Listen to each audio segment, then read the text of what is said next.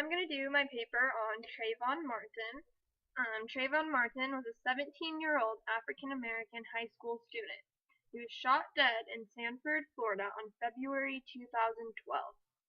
While he was visiting his father, he went to the store and only got Skittles and an Arizona tea. And on his walk home from the store, he was shot by George Zimmerman, who is a white Latino. Trayvon was completely unarmed. All he had were his Skittles and Arizona tea. Zimmerman was a neighborhood watchman. He had called the police before this, reporting a suspicious man walking around. The police told him to remain there, which he did not. Zimmerman was not initially charged or arrested after killing Trayvon Martin, which led this case to a national sparking debate over racial tensions. I'll be looking at this case through two different perspectives. First will be on the shooting and the people's reactions to it, which I'll be using the black community, the white community, and also the Latino community. I'll also be looking at Barack Obama, our president's reaction. And the second perspective will be on the trial itself and the stand your ground laws, which allowed George Zimmerman to not be arrested after killing Trayvon Martin. The first source I'm using is from the Ethnic News Watcher, where I found an article named Moment or Movement by Barrington M. Salmon. The first thing he states is that 70% of whites believe that the case had nothing to do with race.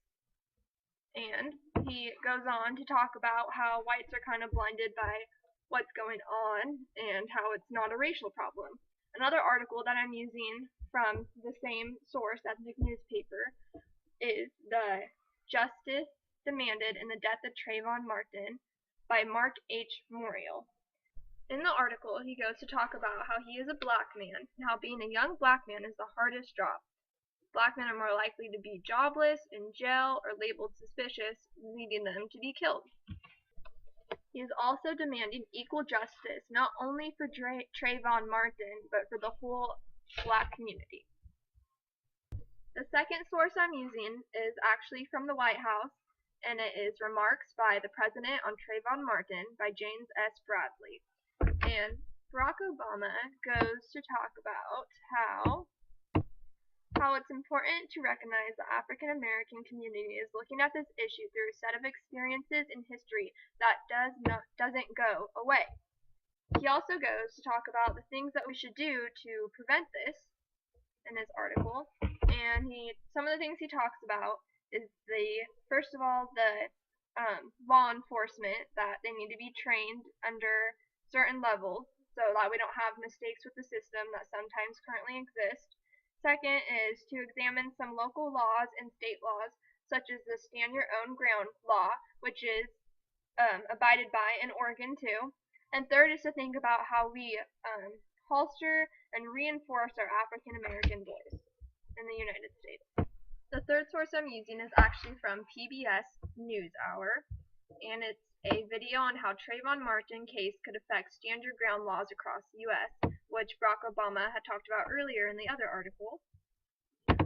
Stand your ground means stand your ground. It doesn't mean chase after somebody who's turned their back. So there's the debate that the stand your ground law could be a bad thing, but it's kind of being used wrong. And in the Trayvon Martin case, Zimmerman was not arrested because the law tied the hands of the cops back because he was using self-defense. They couldn't really arrest him for anything. The whole thing has sparked a debate on race, justice, and when it is reasonable to use the act in self-defense. The next source I'm using is another news article, but it's from the TV News Archive, CNN, and it's actually parts of the live trial for the Trayvon Martin case, and I'll play this little part. That the state has convinced me he didn't act in self-defense the way he should have. Then he's guilty. So this goes to show that George Zimmerman can't really use the stand your ground law because the self-defense he used was not the right way to use self-defense.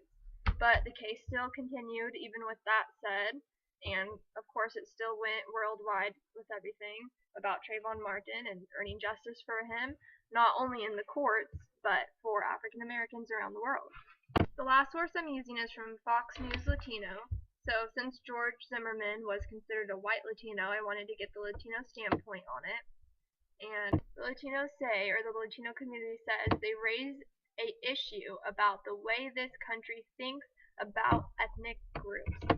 It then goes on to say how something like this would usually be between black and white, not between black and Latino, and that America has tried to put it under the category white Latino, but it doesn't fit there. They ask, what is a white Latino? I think through all these sources and articles, the main route I'm trying to go with this, or the bigger question here, is equal justice being given to everyone? And also, how are African Americans being treated in the U.S. West?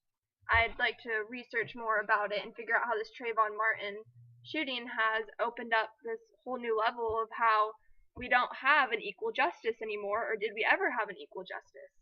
And that's everything. Thanks.